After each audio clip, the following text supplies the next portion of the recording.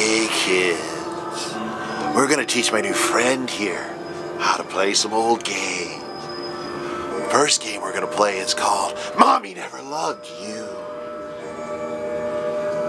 Then we're gonna play You're Why Daddy Drinks.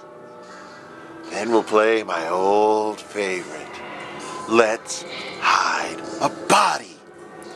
You see, all we have to do is find someone to volunteer to be a body. And then we'll hide them. Doesn't that sound like fun? I know I'm gonna enjoy it.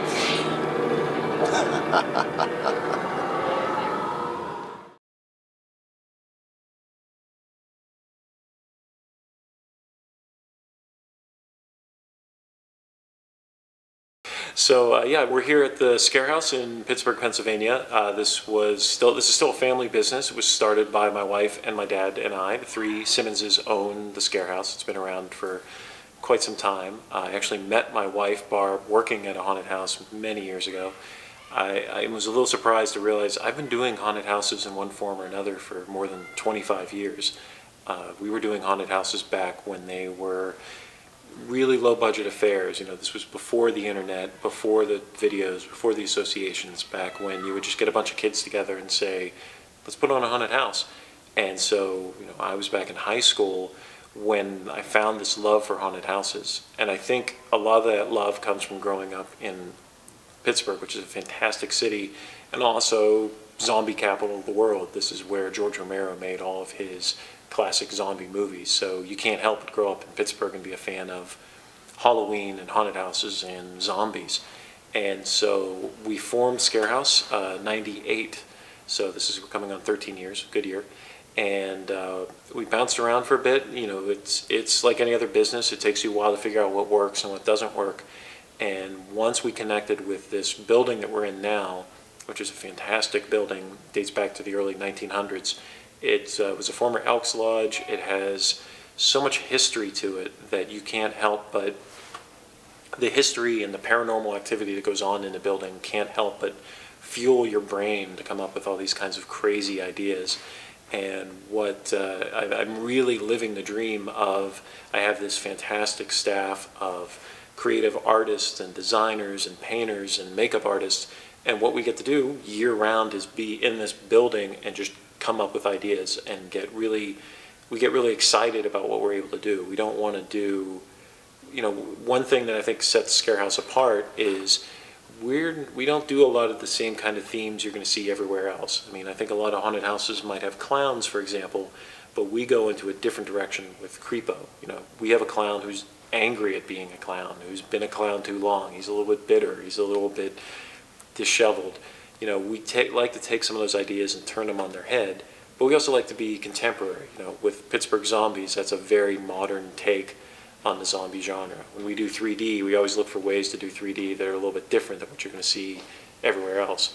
And I think a lot of that is why why we've gotten so much attention. Is we just have a really positive crew that we've all got a little bit of a warped sense of humor. That warped sense of humor comes in, but it's working year-round to make this really detailed, really strange experience that you're not going to be able to get anywhere but at the ScareHouse in Pittsburgh. My big thing that I say, and again I've been doing this for a while, is people come to a haunted house to be scared, but they also come to laugh. They come to have a good time. You know, I don't want customers coming in here. I want customers to be nervous and scared, but I don't want them to be terrified or thinking that they made a mistake by coming here. You know, I know other haunted houses take some pride in really traumatizing people and going, oh, they left on their knees and they're terrified. I'm like, well, you just scared a customer away. I want people to come back every year.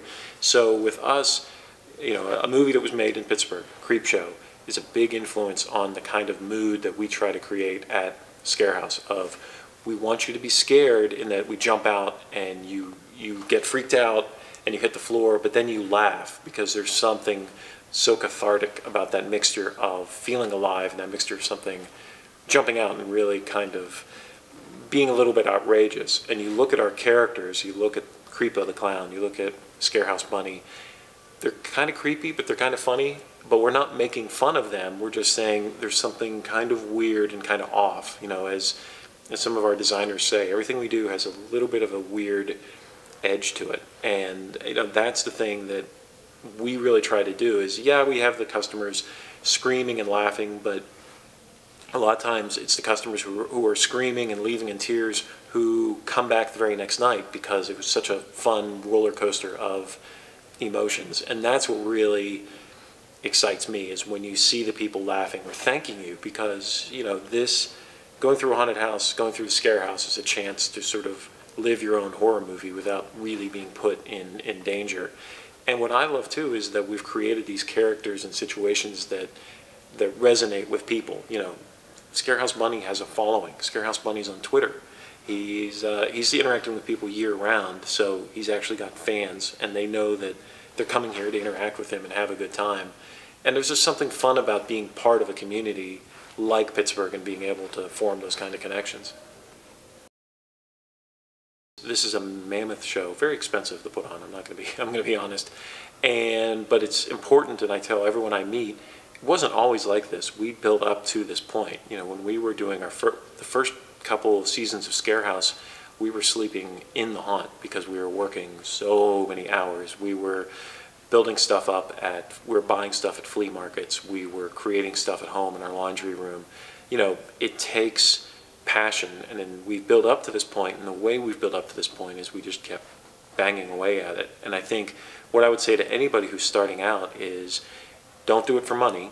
You know, if you do what you love and you do it well, the money will follow, but don't do it just for the money, because even the haunted houses now, you know, the ones who've been recognized by you guys even the haunts now, the ones who've been recognized by Top Haunts, the ones you hear about, they are still putting in 12, 16-hour days.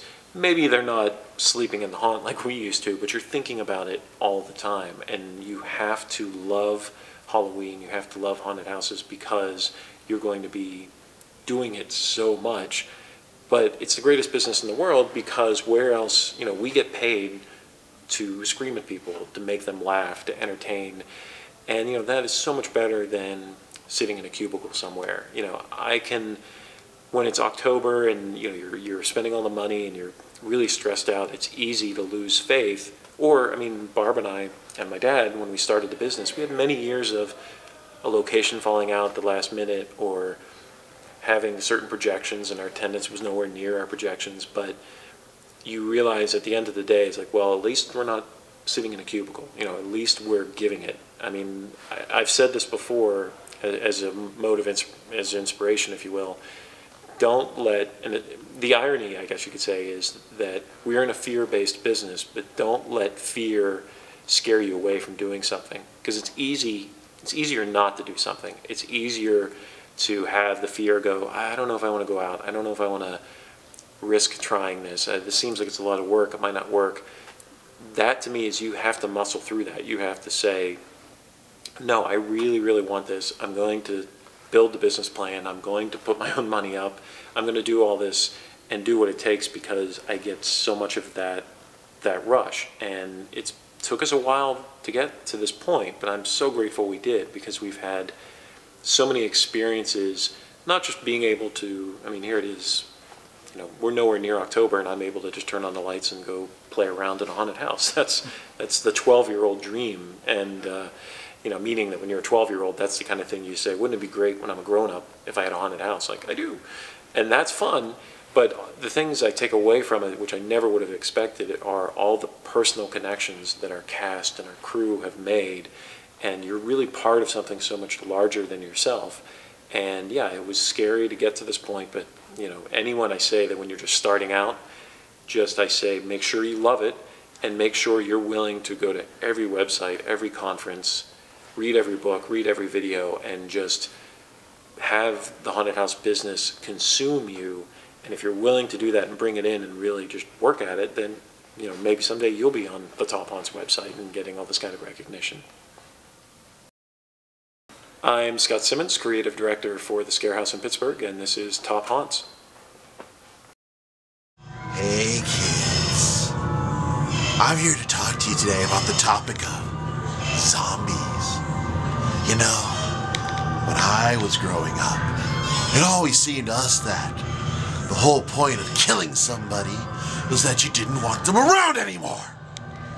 But nowadays, you kids with your zombies, we kill you and you just come back.